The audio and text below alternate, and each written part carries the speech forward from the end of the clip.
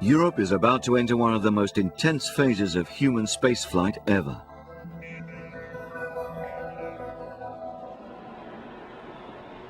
The International Space Station, or ISS, is awaiting two new European components, a connecting element called Node 2, followed by the European Space Laboratory, Columbus. It'll be the European Space Agency ESA's most important contribution to the largest ever outpost in space. Over the last year, the ISS has increased considerably in size. It already looks much like it will when it's finished in 2010. Huge solar arrays have been added, which will provide power for ESA's new additions to the station. 9, 8, 7, 6. 10 European astronauts have already been to the ISS. ESA sent 2 of these astronauts last year. Of the Space Shuttle Discovery. Thomas Reiter undertook the first European long-term mission, spending 6 months on board the station. He helped to install 3 European scientific facilities and ventured outside the ISS to carry out essential construction work. Reiter was then joined by Christa Vogelsang. Good luck, Christa.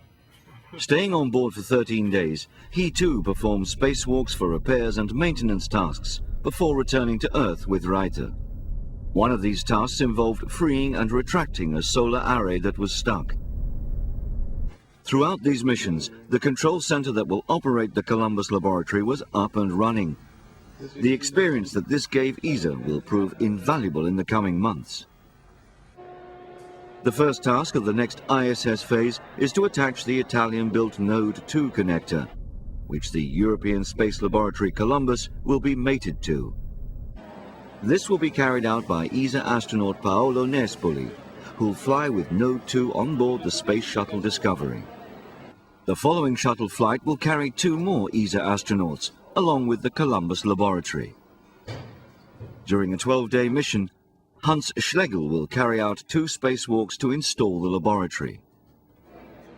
His colleague, Leopold Eyharts, will oversee the installation and the startup of Columbus and its scientific facilities during a 3-month stay on board the station.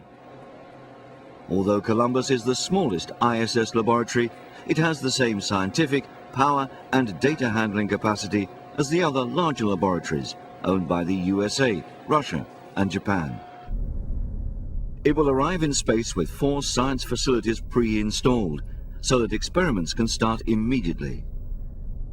Once in place, Columbus will begin to bear the fruits of Europe's investment in the ISS program.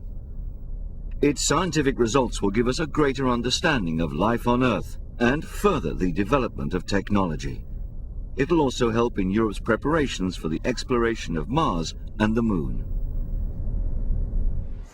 To contribute towards the operational costs of the ISS, ESA has also developed the Automated Transfer Vehicle, or ATV. Built by European industry, the ATV will be launched in early 2008, ferrying supplies and scientific experiments to the ISS. It'll stay attached for 6 months, after which it will carry waste away from the station in a controlled destructive re-entry over the Pacific Ocean. The ATV is currently waiting at the European spaceport in Kourou, French Guiana. It has been loaded with supplies for the ISS, and at the beginning of next year, it'll be mounted on top of an Ariane 5 launcher.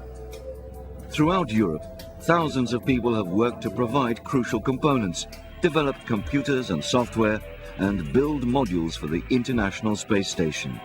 Together, they've shown that Europe is an important player in today's spaceflight arena, and is already reaping the rewards of investment in research, technology, and development.